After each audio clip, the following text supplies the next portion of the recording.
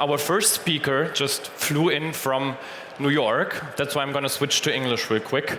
I'm super excited that Timm was brave and crazy enough to answer my Insta DM, jump on a plane and come out here to Cologne to have a little inspirational talk for the beginning. Over the last few years, in me being in the business and a career in influencer, social, YouTube marketing, there have always been, or right now, there are two creators that always inspired me most. Funny enough, both of them out of New York. The first one, the godfather of storytelling, of creative placements in YouTube videos and of vlogging, Casey Neistat. And the second one being a TikTok creator, Timm Chiusano. So, Timm, the stage is yours. Welcome. Thanks so much for coming out. Let's have some fun. I'm kicking things off. This is not going to just be bullshit marketing. I'm going to curse a lot, and hopefully this legitimately changes the way that you look at life. Because why not? I flew from Brooklyn to Cologne, and I have no idea what time zone it is. I kind of barely know what's going on right now. So, the presentation was up, the presentation went down. In the short term, oh, we're back. Okay, yes, thank you. It is called Care More, but Give Fewer Fucks. And look, I don't love cursing. I do it somewhat naturally, but you'll hear this a lot, and you've probably heard it before. Authenticity and storytelling are the greatest weapons that your brand might have.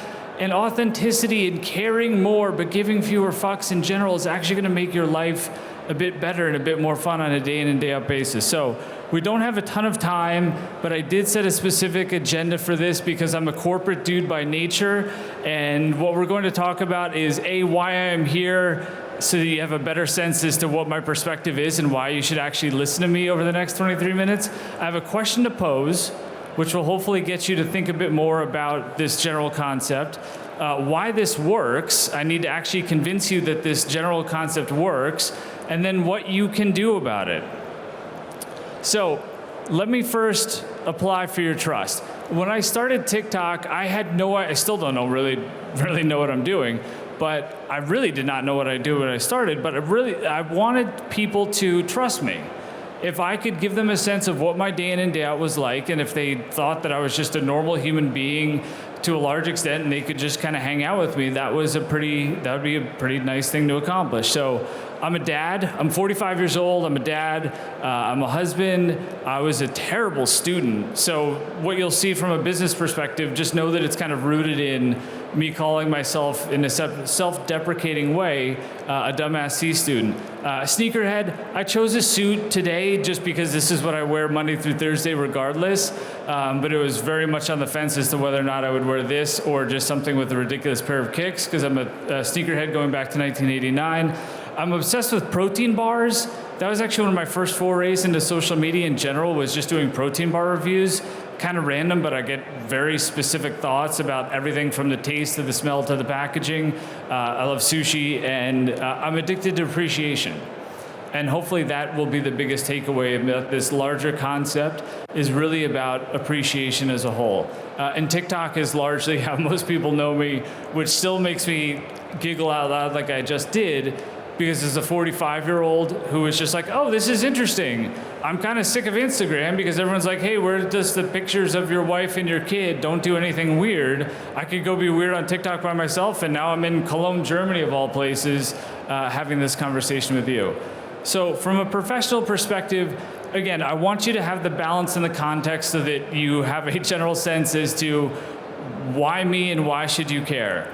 This is straight from my resume. I genuinely enjoy solving complex business problems. I know that might sound also odd considering the title of this presentation, but that's what I do. I run a 240-person creative team spread out across the United States of America. We do about 20,000 projects a year. We engage with about 5,000 to 10,000 clients, mostly focused on small, medium-sized businesses, but I love solving complex business problems. Even though as a C student, for some reason, this always clicked with me.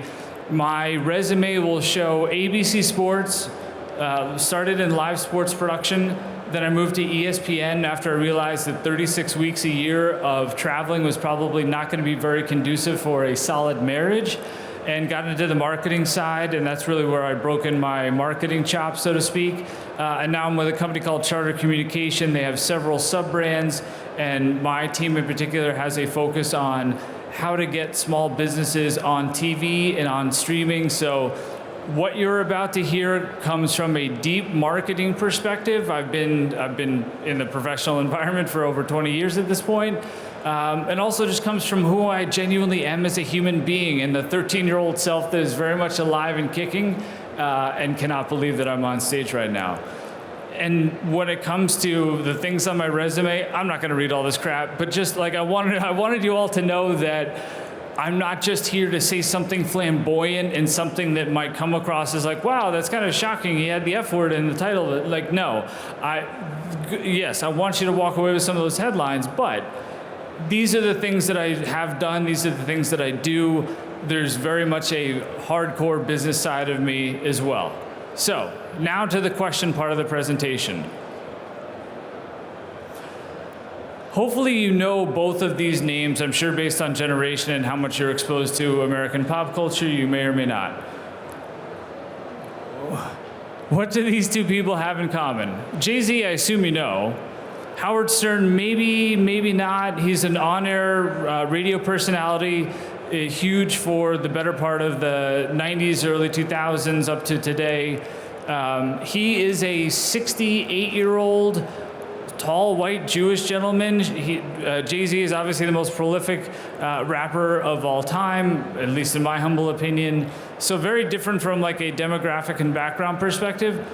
But what they both have in common, and what I believe is the superpower, and again, what I hope you take away from the 20 minutes that we have here today, is that when you care deeply about your craft, when you really, really, really care, whether it comes to you as an individual on a day in and day out basis, or when it comes to your brand, if you really care, but you don't let what holds back 99% of the human beings on this planet right now, if you can combine those two, it's a superpower.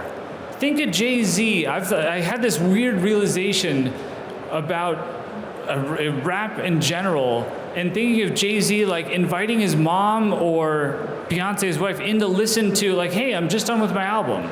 And you read some of the lyrics, you're like, wow, this is, there's some things that are shocking there. Like, it talks about selling drugs as a kid and all these things. It's like, some of us are like, I don't know if I should put on this green sweater today because I'm gonna look awkward.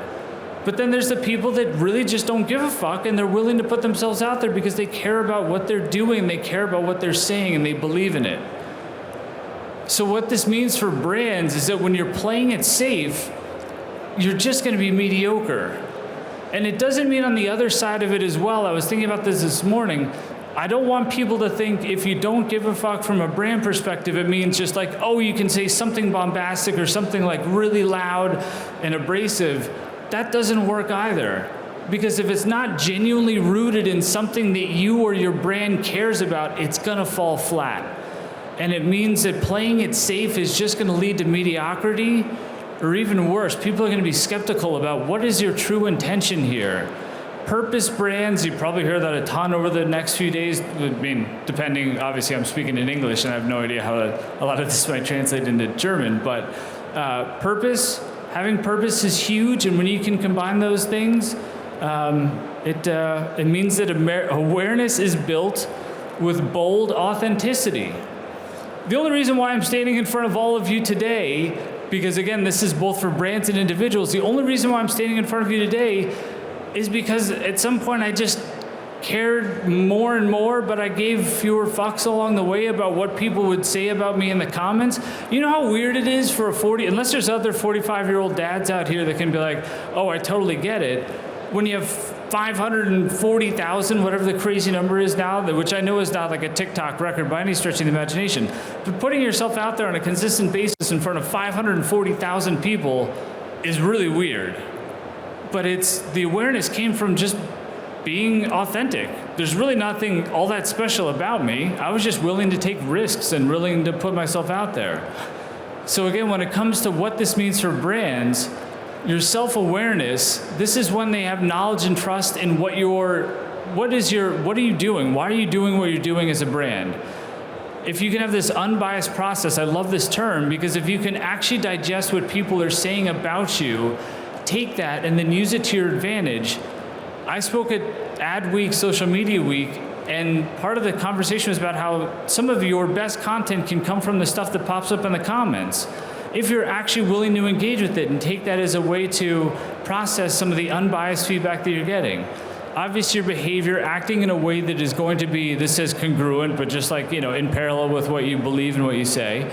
And then can you actually build that relationship on a consistent basis? The fact that I had somebody that approached me when I was waiting to come in today, and I had this lovely little conversation. People get very comfortable with me very quickly in public, which is amazing. A, it's so weird that people know me in public. B, I love it when people are like, oh, how's your daughter? How's your wife? That's because of this relationship orientation.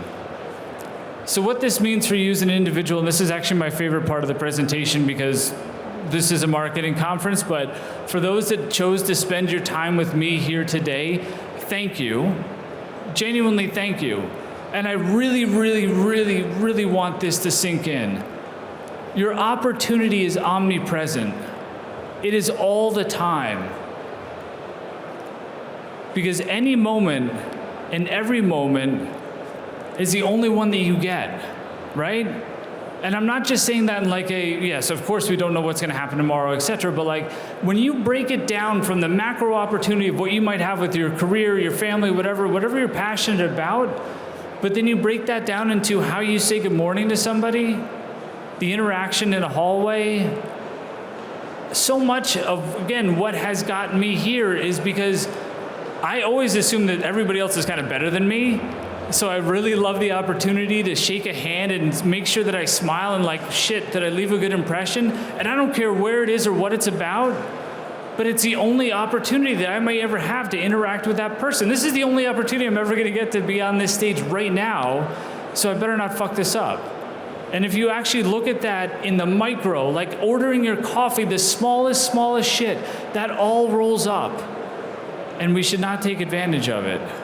Or should not take it for granted, I should say. Because if you actually care, and if you're actually curious too, hopefully you've heard this before, and I'm not the first one to say it, but hopefully this sinks in because you're hearing it from me right now for some reason. If you actually care, and you're curious about other people, other things, other brands, the stuff that's here, if you actually care, and if you're actually curious, it is rocket fuel for the soul. A lot of people are like, yo, I get up at 4 o'clock 7 days a week. Again, C student, like I've got every slacker story that you could ever imaginable. This wasn't some sort of light bulb moment. I wake up at 4 a.m. 7 days a week, happily, because I really care about what I'm doing and I really enjoy what I can get out of every day, and I realize that everything that I touch is an opportunity. And some people can think that sounds great or that sounds like some sort of, pep talk, bullshit, but if you actually do it, it's amazing. It is absolutely amazing. And especially when you keep in mind that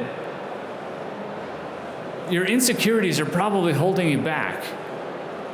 So if you care a lot, and if you make the most of these micro moments that you have all day, every day, and you maybe just give fewer fucks, pardon the language again, but your insecurities are holding us back. Like, I'm wildly insecure. I'm like, there's probably a rip somewhere in my suit. I was super nervous getting over here. I rarely like change sitting positions if I'm on camera or something, because I'm like, this is gonna look weird if I uncross my legs.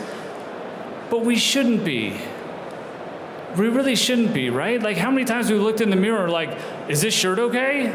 And then there's those JayZs of the world, they're just like, fuck it, I'm gonna wear leather pants today. Be ourselves, this is the only spin that we got. Everybody deserves a little bit of audacity. Hopefully this word makes sense here. Audacity is usually seen as a term of like being very arrogant.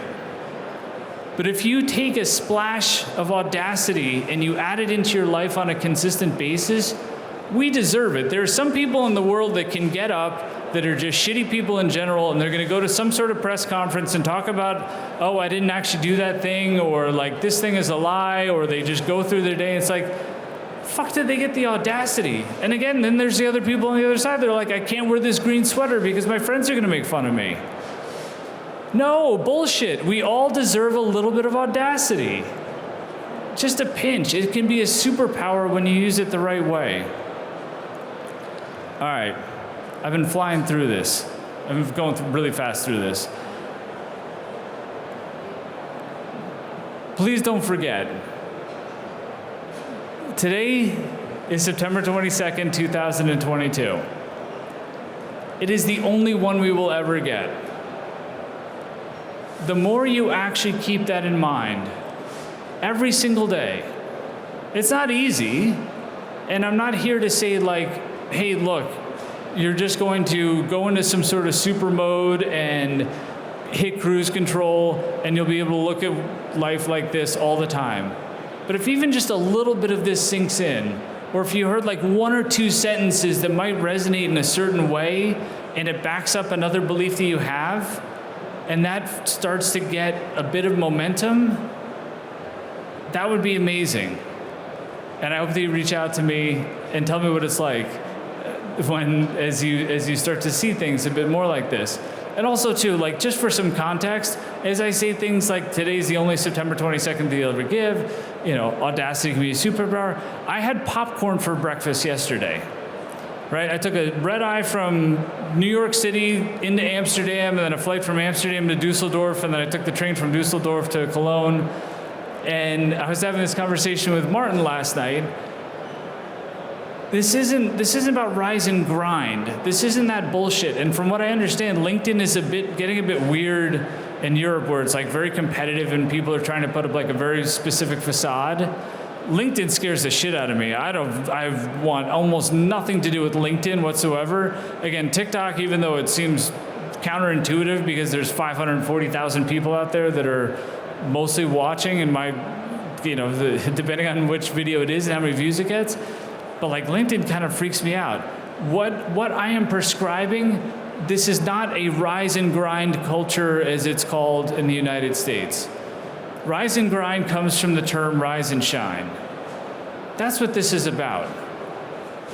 And again, I had popcorn for breakfast yesterday. There is no perfect model that you are going to fall into and you can just repeat it every day. A lot of people ask me, how do you actually get up at 4 o'clock every single morning? It's 4:02. By the way, there's a long story as to why 4:02, but I won't get into that now because I'm down to 5 minutes. How do you get up at 4 o'clock every single morning? It's because I don't have to worry about getting up at 4 o'clock tomorrow. All I had to do is get up at 4 o'clock today.